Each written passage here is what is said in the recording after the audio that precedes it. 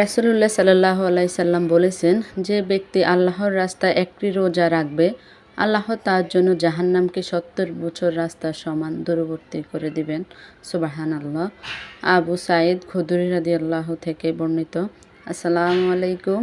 সবাই কেমন আছেন? আশা করি ভালো আছেন। আমি আল্লাহর রহমতে ভালো আছি। আজকে আমার বাচ্চারা একটা গেমস খেলছে, ওইটাই আপনাদের সামনে নিয়ে আসছি। দেখেন, এখানে অনেকগুলো আইটেম দিয়েছি, যে আগে জিতবে, যা তার যেটা মন চায় সেটাই নিবে। এখন বোতল দিয়ে ওদের খেলা হবে। আশা করি ভালো লাগবে, দেখতে থাকেন। ওরা 3বার, প্রথমে একবার করে মারছে, পরে দেখে যে পড়ে না, পরে বলছি না 3বার করে খেলো। তো ওরা 3বার করে খেলতেছে। ওদের অনেক মজা লাগছে খেলাটা, কারণ উৎসাহ পেয়েছে। বোতলটা যখন দাঁড়ায় থাকবো তখন ওরা একটা গিফট পাবে, এই আশায় ওরা অনেক মজা নিয়ে খেলতেছে।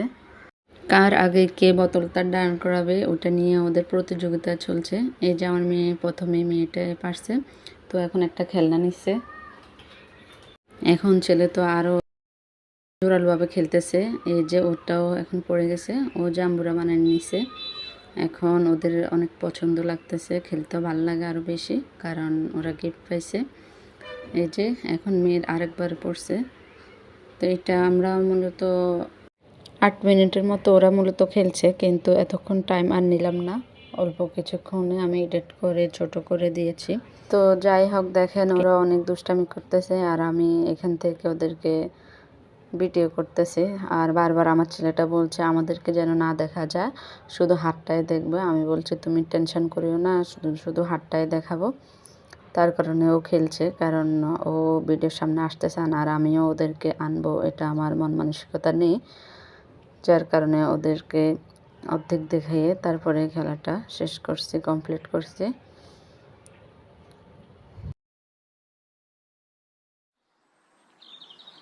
যদি তোর ডাক শুনে কেউ না আসে, তবে একলা চলো রে। যদি তোর ডাক শুনে কেউ না আসে, তবে একলা চলো রে।